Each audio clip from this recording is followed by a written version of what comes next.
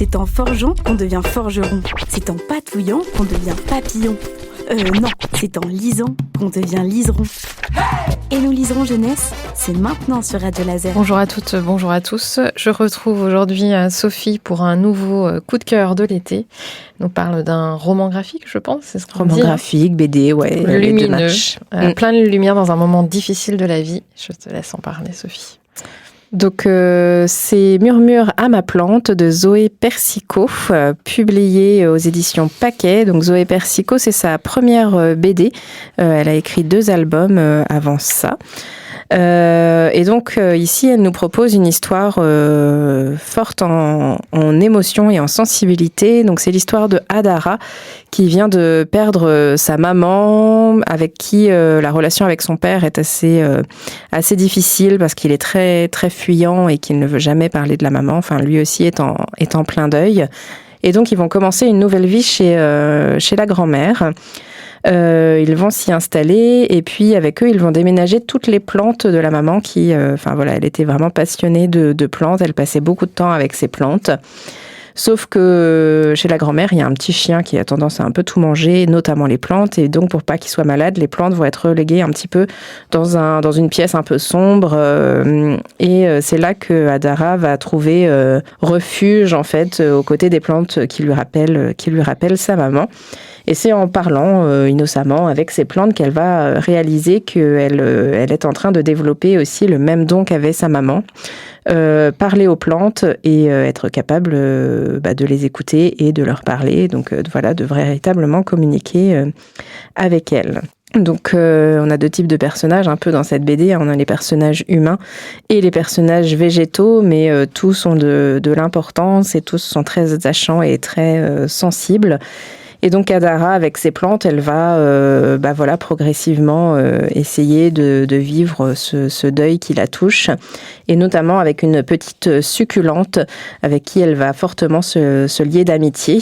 Mais voilà, une succulente, ça a besoin de lumière, et forcément dans la pièce où ont été mises les plantes, la succulente va en souffrir sans rien dire au début. Pendant longtemps, elle ne va pas le dire. Elle ne va presque pas se le dire à elle-même d'ailleurs elle n'est pas du tout dans un cadre qui lui convient.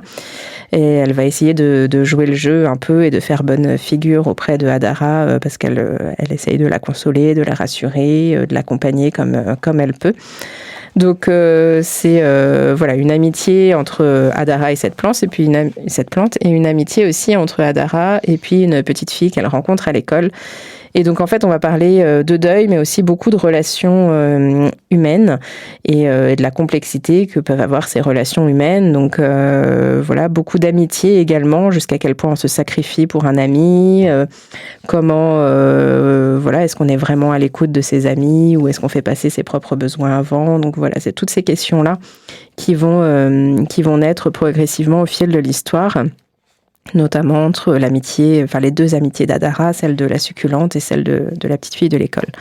Et puis, il y a toute la relation aussi avec le père qui va être questionné, parce que on voit bien que ce père, il est aussi en souffrance, et donc il faut aussi apprendre à recréer un lien entre cette petite fille, Hadara, et puis son père. Donc une BD qui parle principalement de relations humaines et végétales du coup, mais de relations et puis de toutes les difficultés qu'il peut y avoir autour. Donc j'ai trouvé que c'était une très jolie BD avec de belles illustrations qui montrent bien à la fois des côtés lumineux par moments, des côtés très végétaux.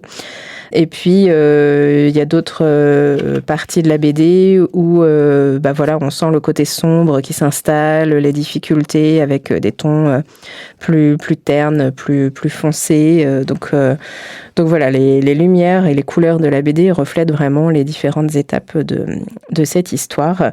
Et puis j'ai beaucoup aimé ce côté où on voit la personnalité des plantes aussi. Elles ont vraiment une identité en elle-même. Donc j'ai trouvé ça aussi assez chouette. Et puis le mal-être aussi qui s'installe et qui est visualisé, qu'on peut visualiser grâce à des petites épines qui poussent sur Hadara au fil de l'histoire, et donc qui vont montrer un petit peu ses difficultés et son mal-être qui s'installe progressivement.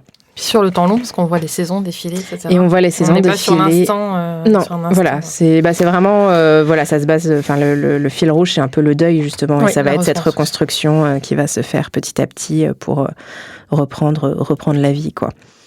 Donc voilà, donc c'est Murmure à ma plante de Zoé Persicot, et vous pouvez retrouver la BD à la médiathèque de Guichen. Très jolie découverte. Merci Sophie.